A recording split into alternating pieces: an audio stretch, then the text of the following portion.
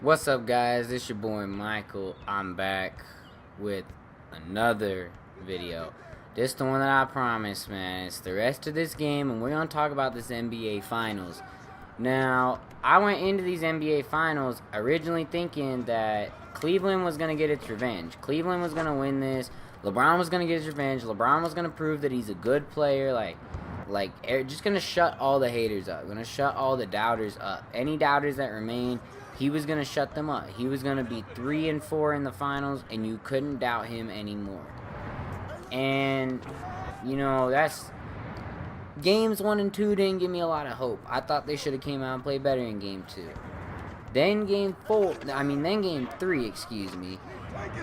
happened, and I was like, okay, we have hope. But Game 4 is interesting to me because there are so many factors. I feel like there are just about as many factors as there was in Game 7 of the OKC series.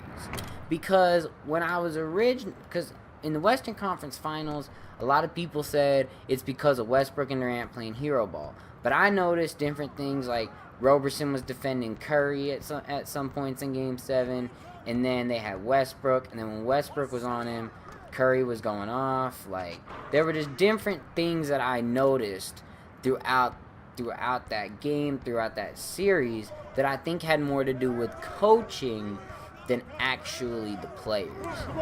And this Game 4 is interesting, because we have a couple of things. We have LeBron and Ty Lue both messing up. Now, LeBron has to be aggressive. When you have Steph Curry on you, and he's 6'1", $180, and you are, big 6'9", who knows, 200 whatever pound, 280 whatever pounds LeBron is. He's huge, okay?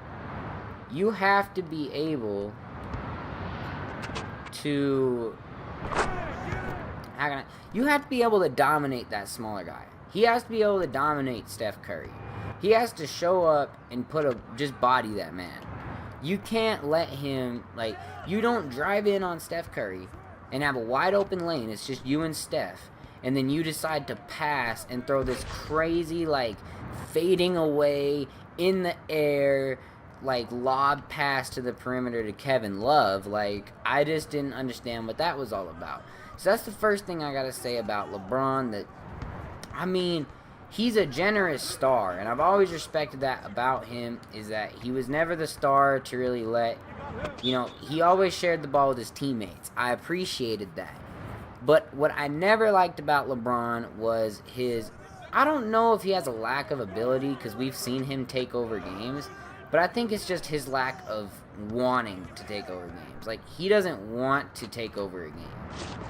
He can. It's not impossible. It's not, against his physical ability to go up and dominate a game. You saw it in Game 6 in 2012 against Boston. He had 45 points. He can dominate if he needs to. The problem with LeBron is that he doesn't seem to want to dominate. Last year in the finals, you could tell he wanted to dominate because it was he's back in Cleveland. If he wins his first year back in Cleveland, this shit's special. It also justifies him leaving Miami. Because if he loses, that also hurts his reasoning for leaving Miami, because you can... that even if Miami was getting older, he still had a better situation in Miami than he does, in Cleveland. Just because Bosh is probably better than Love. And, you could say that Kyrie's better than Wade at this point. But, defensively, Wade is still better. So, and he's just more experienced. So, we have problems, you know what I mean? So, you can tell LeBron wanted to play hard at that point, because he needed to defend the fact that he left. So, with all that being said, let's go back to the game. Let's just talk about the game. Now, Game 4 is interesting to me, because they started off the game with, LeBron playing the 4, Richard Jefferson starting. Of course, this was their Game 3 lineup that they were very successful with. Obviously, they won by 30. Now, I was actually fine with Kevin Love coming off the bench, because they needed some bench scoring. And I thought, okay, this is a good thing, right? Now, what I noticed is that later on in the game, they kind of got away from all that. You know what I'm saying? Like, they got away from playing that small ball with Tristan Thompson. And they had, you know, Kevin Love out there playing the center. And while Kevin Love's a good player, I don't think he's, like, near Tristan Thompson when it comes to defense. And as far as rebounding, which they really needed, I mean, I know that Kevin Love used to be the man, and I've said it ad nauseum that, you know, he used to be the man in Minnesota. He used to be able to rebound, play defense, like, he was good everywhere. Then he came to Cleveland, and he became this super, like, skinny power forward that just shot threes. He was a stretch four, and I think that's where he lost a lot of his fire, I guess. So I noticed that LeBron wasn't as aggressive as he needed to be. Also, I was a little bit worried about the Kevin Love thing. But the one thing that makes me think that Ty Lue is not a good coach, because this was a pure coaching call. This was not LeBron. This is a pure coaching call in the fourth quarter. Why, with 3 minutes left in the fourth? Okay, you have, and you're down by what, like 9? They were down by like 9. They needed to come back. Now, why would, instead of playing, LeBron at the 4 and then, Thompson at the 5, I understand if you don't want Thompson out there just for free throw liabilities. Like, obviously, I mean, he's a liability if he goes to the free throw line and he misses. I understand that. But then why not have Kevin Love, a guy who's a better rebounder, out there? Why, and just a question from me, why would you have Channing Frye? Because that's who they had out there late in the game. And I'm trying to figure out why they had Channing Frye. That really troubled me. That bothered me that's just bothered me. I mean, it's still the 11th. I mean, the game was just today. And I still can't believe that Channing Frye was out there at that point in that big of a game on that stage when they needed the things they needed. It almost seemed like they just gave up. Like, they didn't...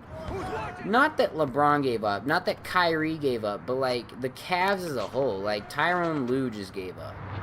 He just kind of... Because he wasn't really thinking. He just threw a team out there and was like, okay, go get a win. Like, he basically said, okay, go out there and play basketball. Well, that's not going to do it against the Warriors because you have to play good against the Warriors. You have to have a system. You have to use that system. You have to share the ball. Another thing, and I think this is an issue with why I had David Blatt, an issue with that I had when David Blatt was fired, is David Blatt was more of a coach than Tyronn Lue. And David Blatt would have told them, alright, keep passing the ball, quit getting so ISO happy. And they were getting super ISO happy, and that hurt them. Anyway, guys, I will have another video coming out talking about LeBron, okay, and some of the problems I have with LeBron, either just in playoff games and playoff situations, taking over and stuff, and also how he is the coach, GM, and everything on the Cleveland Cavaliers. I have an issue with that. So, until next time, don't forget to follow me on Twitter at MichaelBryson_. Also, don't forget to like, comment, subscribe, and until next time, this is your boy Michael, signing out. Peace.